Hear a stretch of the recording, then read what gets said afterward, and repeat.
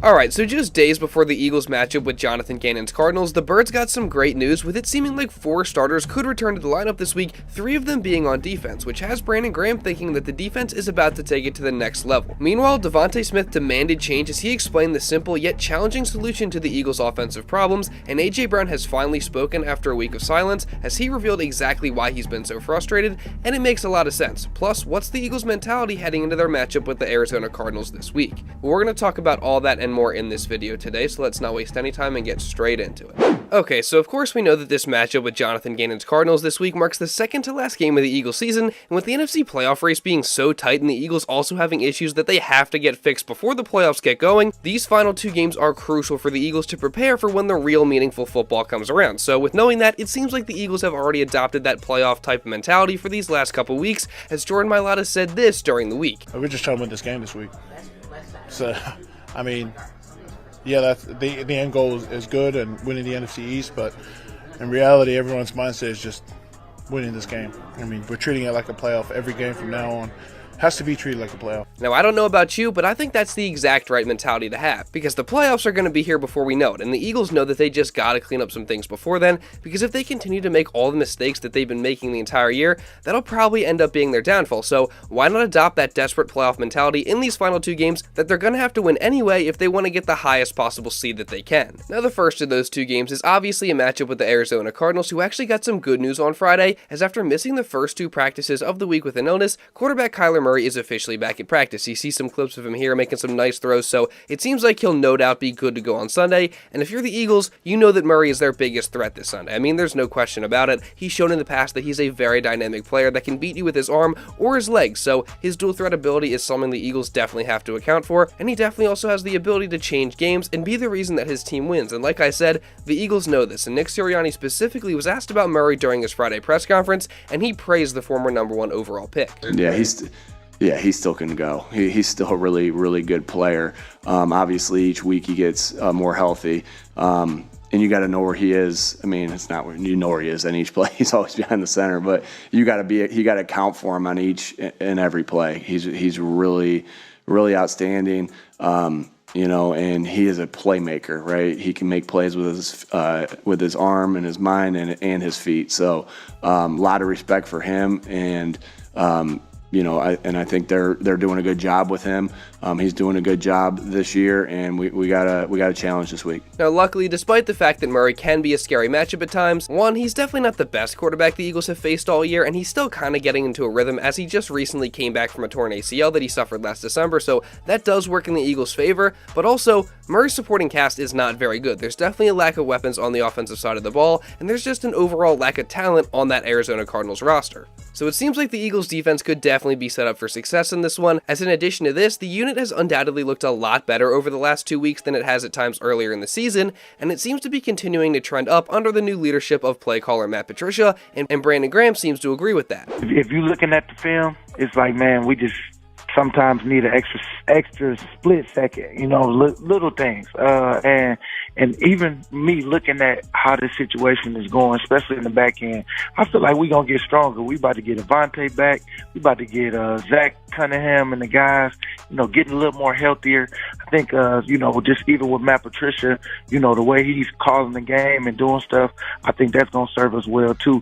And, man, when we full strength, I'm excited. And I know this happening at the right time. Like I told you, it's like we building this thing. So BG said it there. They're right there. They're super close at times, and he also credited Matt Patricia's play calling, but perhaps the most important thing in what he said is that the Eagles are getting healthy right now. Important players are coming back at the right time. Avonte Maddox is set to return this week after missing all but the first 1.5 games of the Eagles season, and we know how big of a difference maker he is, and then the 2 linebackers are probably set to return this week in Zach Cunningham and Nicholas Morrow, and Zach Cunningham specifically is really important to this defense. Now, he's currently listed as questionable with a knee injury, so hopefully he does end up returning this week, but regardless, just getting him and the other guys back should really help an Eagles defense that, again, just seems to be playing a lot better recently. Plus, in other injury news, star guard Landon Dickerson will be returning this week as well, so that's going to give a much-needed boost issues to that Eagles offensive line and also the Eagles run game, which we definitely could see have a lot of success this week, considering that the Cardinals run defense is ranked dead last in the NFL. I mean, they give up almost 5 yards a carry, and with DeAndre Swift coming off a big game last week where he saw 20 carries and gained almost 100 yards and a touchdown, it seems like he could be in line for another big game. And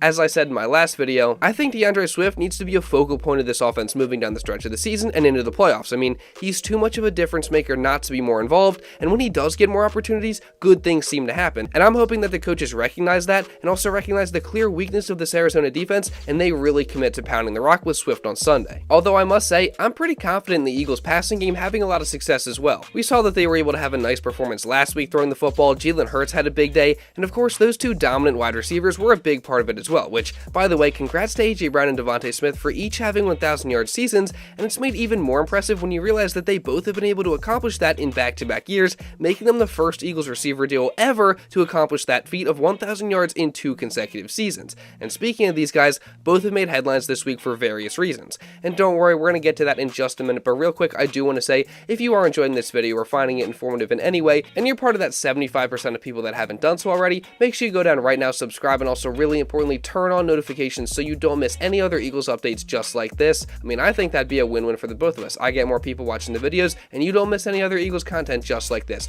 And also, while you're at it, make sure you drop a like. I'd greatly appreciate it. And now with that being said, let's get back into the video. So of course we know that the Eagles offense has had its fair share of issues throughout the year, and each and every week it seems like it's always something, but they can never quite play up to their potential for the whole game for whatever reason. And after the Eagles win last week, we know that DeVonta Smith had voiced his displeasure with the offense and emphasized the need to improve. We're not playing good football right now. As an offense, we're not where we want to be. So I mean, I'm not satisfied.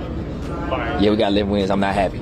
And now at this point, just a few days before the Cardinals game, Smitty doubled down on those comments as he demanded change from the offense. Not going to always get by, doing the things that we're doing. Yeah, we're 11-4, been barely getting by. That don't last forever. How does it change?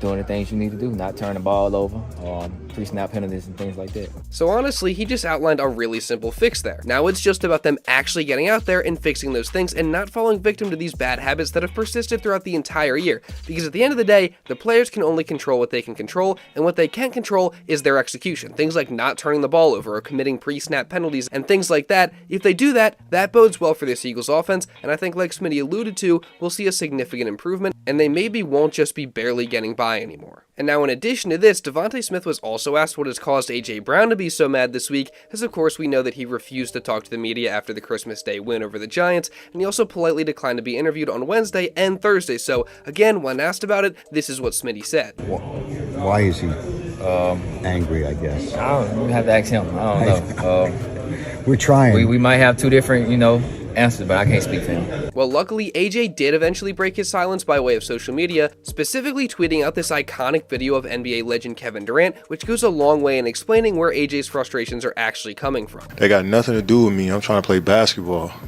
Y'all come here every day, ask me about free agency, ask my teammates, my coaches, you rile up the fans about it.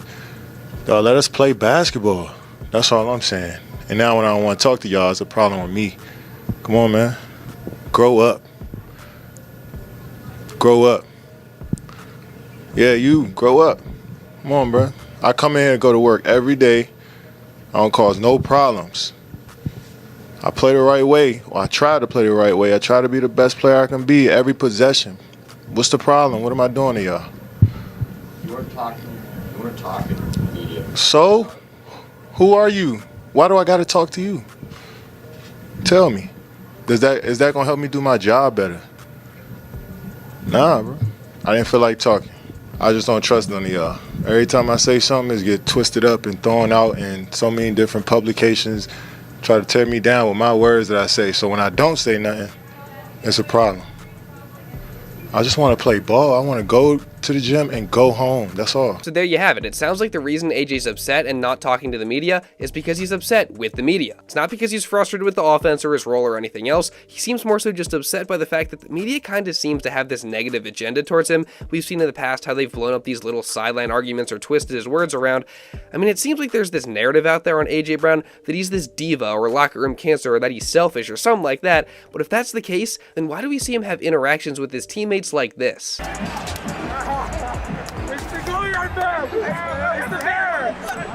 sorry, bro.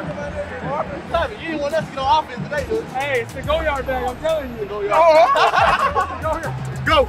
I'll buy you another. Yeah. He said, go get some yards. Hey, I'll buy you another. I'll buy you another. Go get some yards. Go get some yards. I don't know, I am personally completely with AJ here and thinking that the media just needs to chill out sometimes. I mean, whether it be the national or Philly media, let's just stop trying to push this dumb narrative about AJ Brown out there that he's like this diva or something else, because that's just simply not true. There's a reason that he's a team captain at the end of the day, and I mean, sure, he can get a little emotional at times, I won't deny that, but I also don't really have a problem with anything that he's done as long as he just continues to produce at a high level on the field, and he also remains a good teammate. I mean, can we please not drive arguably the best receiver that the Eagles have ever had out of Philly? I'd greatly appreciate that, and I'd also greatly appreciate it if you just went down right now and hit the subscribe button and also turned on notifications, because we got plenty more content covering the Philadelphia Eagles leading into this Arizona Cardinals matchup, also after it, and just throughout the rest of the year in general. So again, if you don't want to miss any of that, make sure you subscribe and also turn on notifications. Also, drop a like down on this video if you did enjoy it and want to help show some support, and leave a comment down below just regarding anything that I talked about in this video. And also, if you want to watch another video talking about what Nick Sirianni and other Eagles had to say about Jonathan Gannon before his return to Philly, you can go check this out right here.